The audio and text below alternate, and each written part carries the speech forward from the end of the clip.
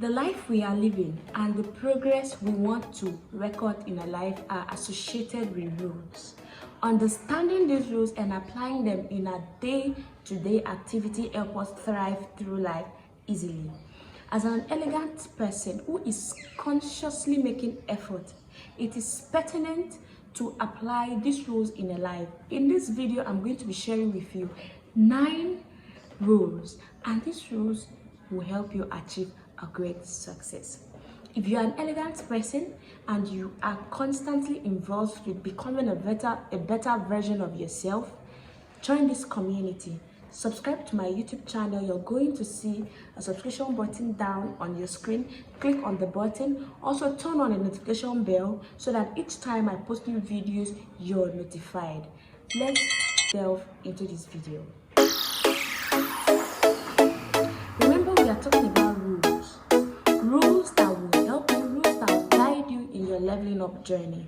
Rule number 1, be in charge of your life. In your life, there is nobody responsible for whatever action, whatever choice, and whatsoever decision you make. Every other person is a team member in your life. There will be a time that your team members will leave you and you are just yourself at the end. If you do not take the charge of your life, you don't want to know how your life will look like in the next 2, 3, 4, 5 years. That you live a life without knowing what you want, without setting the goals, without establishing all those things that you want and picturing how you want your life to be and working towards that. It is very common to see people, we blame others for whatsoever thing, whatsoever situation, and whatsoever condition that we are experiencing or we are in our lives. It is time to stop the blame game. You're the main character in your story. Nobody tells your story better than you do. So, determine what happens in your life. Be intentional about your life. You can't live your life as a bystander. Anything goes. No. So be in charge of your life. Rule number 2, reject mediocrity. I cannot even say this enough. Living a life of mediocrity is not beneficial in any way.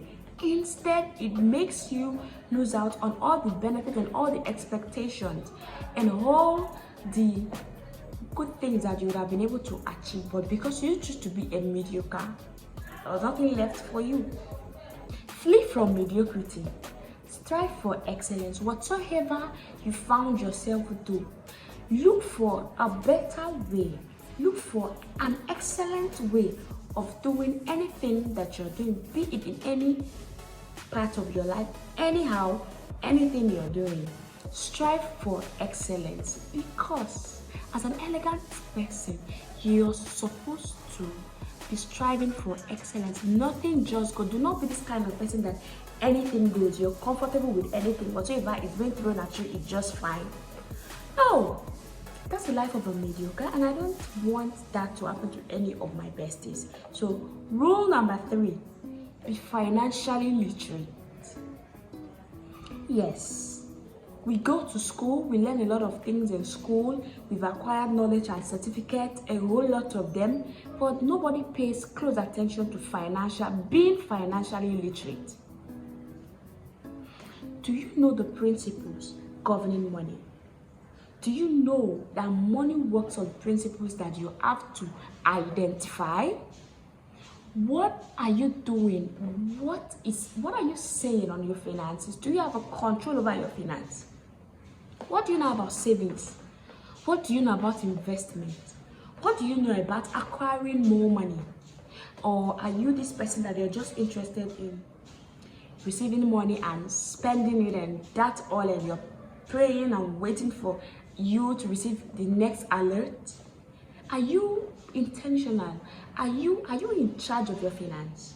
Now, I'll recommend some books for you to read on understanding the principles governing money, because money is more than whatever we take to the market to purchase any item. Money is something that should be studied because there are rules governing money. I will recommend you read this book, The Richest Man in Babylon. Oh, that book explains all the principles governing money, simple principles that once you start practicalizing them, you see the desired result in your life.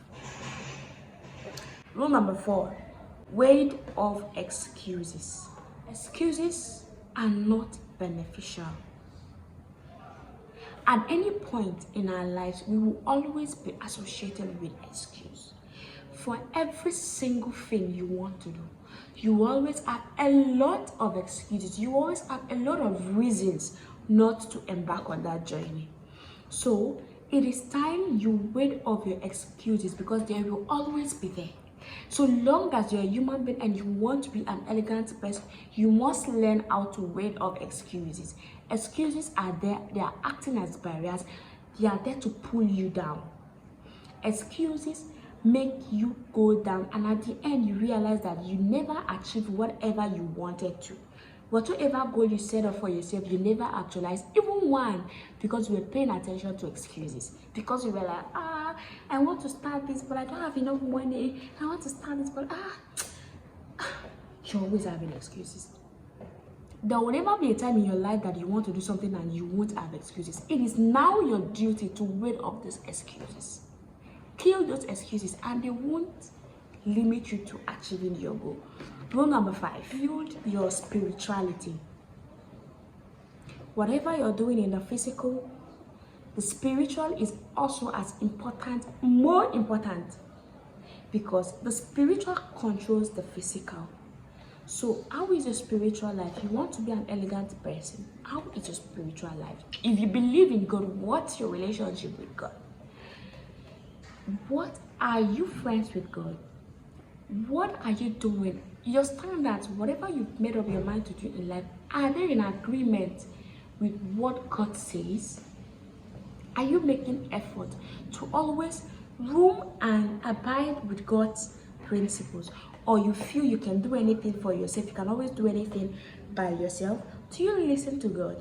Do you even talk to God? Do you pray to God if you believe in God? Yes, as a human being, if I do not build my spirituality, I think I am not doing myself a good thing. Because even in this channel, if my channel does not glorify God, then I'm living a very miserable life. So build your spirituality. Being an elegant person, you have to build your spirituality. Love people genuinely. We are in the world that people tend to be friends with some certain people because of what they stand to benefit, what they stand to gain. The reason for you being friends with someone, if it is because your certain strategy to tap or to get a particular thing, but the friendship is not built on genuine reasons, then you need to stop. You need to love people genuinely, because God first loved us genuinely. Do not love people based on what you stand to get from them. Don't. Love people genuinely. Be concerned about people's welfare. Being an elegant person is not a war against people. It is only a war against your past. You're not in competition with anybody in life. You're only competing against what you were yesterday and where you're going. That's what the competition is all about. So being friends with people, loving people, showing concern should come from a place of, genuine love, genuine concern. Not loving people conditionally, because so you start to benefit this. So if that particular thing is being taken away from you, you're not interested, you don't care whatever happened to the other person. Don't do that. No. Prioritize your health. Of course, health is wealth. You can never become an elegant person in an unhealthy body. Prioritize your health. Your health should be your #1 priority. What are you doing to maintaining a good health? What are your eating styles like? What are you eating? Are you involving yourself in exercise? Are you exercising yourself regularly? Are you eating foods and meals that are healthy, that are nutritious, not only delicious? Do you know that there's a difference between a delicious meal and a nutritious meal? Which one are you practicing? Which one are you fine with? Let me hear your comment in the comment section. And guys, if you're just coming into my channel, I'm Nurse Ellen Esang, and please, if you're not subscribed to this channel, please click on that subscription button on your screen and turn on the notification bell. Like, comment, and share the video. If you have any question, please put it in the comment section and I will attend to those questions. Listen attentively and talk less. Practice active listening. You can't always be talking. Who does the listening? As an elegant person, you are to talk less and listen more. That's the essence why we have 2 ears and 1 mouth. You listen twice. When you're listening, you open your mind and your ears and not your mouth. You only talk or you comment at the end of whatever thing you were actively listening to. So while listening, you open your mind, you open your ears, and you close your mouth and you listen. By listening actively and attentively, you get to see situations clearer and better. You get to find solutions to problems. You get to have a better relationship with people because you can actually listen to whatever they're telling you and now solve their problem in your own little way. Listen actively. You talk less and you listen more. You are in a situation, you are in a room, and all you do is you're talking. You are always talking. You don't listen. Now, how would you be able to know when a life-changing or a helpful idea is being passed on, is being communicated to you by another person? How will you do that when you're always talking? Learn to listen first. Learn to forgive quickly. Now, forgiveness is one thing that we all try to do. I'm not going to leave myself out here. You see, forgiving people is hard, but we are commanded to do so, because if you want to be forgiven, then you must learn to forgive. Not learn to forgive. Forgiving people of whatsoever offense helps us become a better person. Don't let the past offense determine your future. By forgiving, you are helping yourself. Don't look at it as if you're doing the other person a huge favor. You are rather doing yourself a favor, because by forgiving people, you let go of the bitterness, you let go of the resentment, and you move forward. Because whatsoever happened in the past, you shouldn't allow that determine how you're going to be acting or how you're going to be doing things in the future because someone offended you in the past. No, you forgive and you move on. If you forgive, you make yourself happy. Holding things back makes things worse for ourselves. Not even the person that offended us. Not even them, but for us.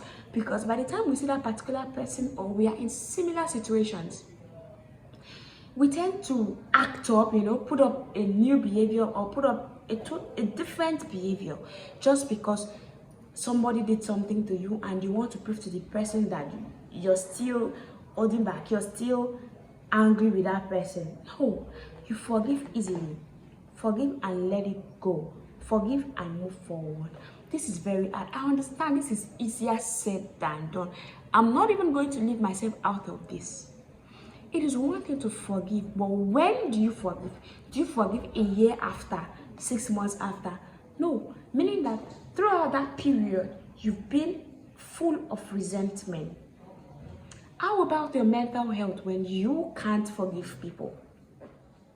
It is so difficult to forgive people. I will be honest with you guys. Forgiveness is one of the difficult things to do, but then it is better with you then. Be this kind of an elegant person that you're never tired of forgiving. Even the Bible let us know how many times we are to forgive anyone that offends us in a day. If you believe in God and if you're a Christian, you know how many times you should forgive somebody in a day. 70 times 7 in one day. Meaning that we are to always forgive. I would like us to look at this particular Bible portion. I love it so much because it explains this point really, really well. The book of Matthew chapter 6, 14 and 15. I'm reading from the Good News Translation. if you forgive others the wrongs they have done to you, your Father in heaven will also forgive you. But if you do not forgive others, then your Father will not forgive the wrongs you have done. So you see, if I don't forgive a friend or anyone that offends me, it means God in heaven can't forgive me. Until I forgive the person, until I forgive whatever offense, God won't forgive me. So it's a two-way thing. If you want God to forgive you, then learn to forgive others. If you can't forgive, don't expect God to forgive you, because He won't. Because you haven't forgiven the other person that offended you. I want God to forgive me whenever I offend Him. So as an elegant person that I am, I have to make it my point of duty to forgive whoever offends me, regardless of the offense. Yes, I'm going to feel bad as a human being. I'm going to feel hurt. But holding those things will not make me make any progress in life. They are not adding any advantage to my life. Instead, I tie myself down. I use my two hands to chain myself down by not forgiving. So forgive people so that God also can forgive you. So that is the rules that I have to share with you on this video. If you have any question, if you have any comment, suggestion, please put it in the comment section, and I would like to hear your thoughts in the comment section. Subscribe to my channel if you're not subscribed to my channel. My name is Nurse Helen, and this is what I do. I make content on leveling up journey, being an elegant person, being a better version of yourself. So I will see you in my next video, guys. Please take good care of yourself.